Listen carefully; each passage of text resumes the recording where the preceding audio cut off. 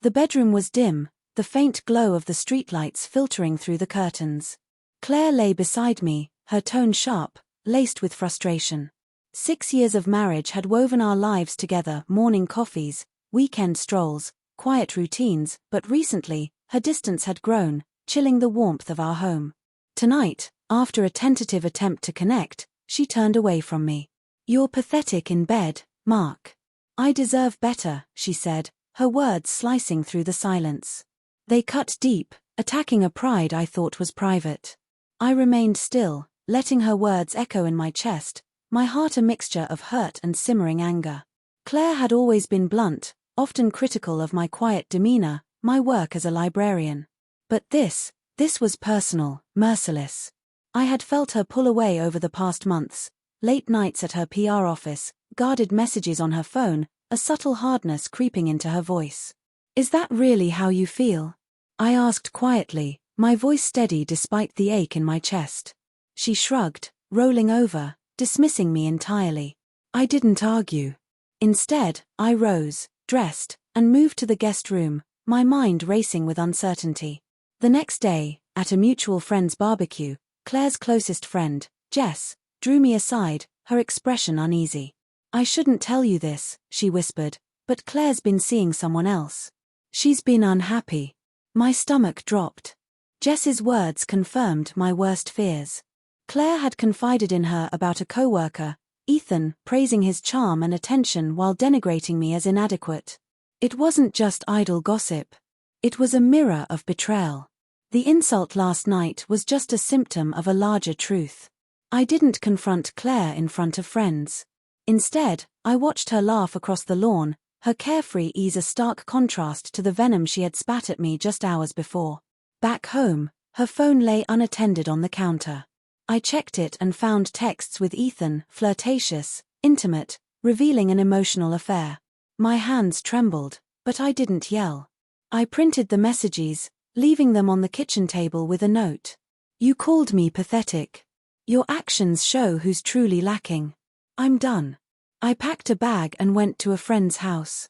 Claire came home that evening, her calls and texts frantic, tearful, begging for a chance to explain.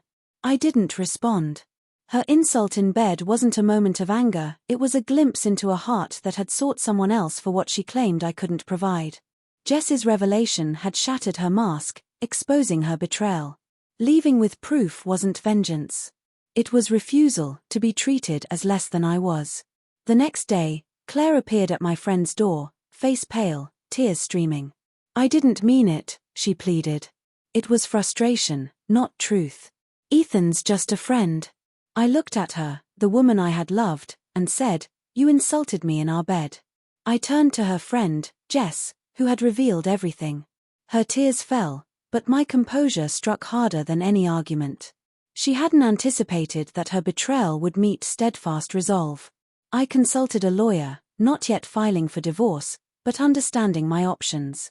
Claire continued to text apologies, promises to sever ties with Ethan, but trust was broken. I reflected on our life together, shared dinners, laughter, dreams of a family, all now shadowed by her cruelty and infidelity.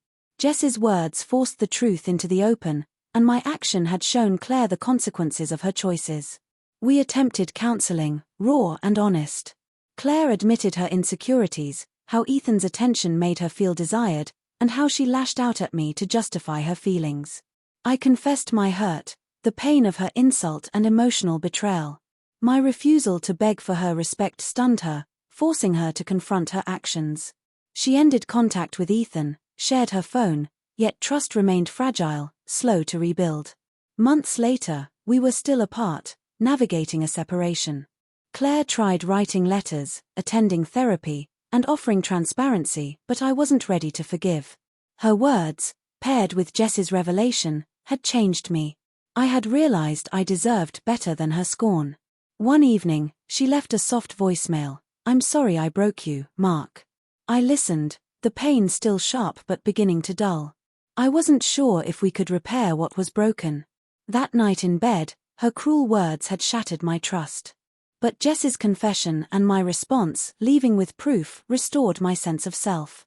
We weren't healed, but we were honest, facing an uncertain future with clarity. Claire's betrayal had wounded me, but my boundaries had given me strength, a line she would never again cross.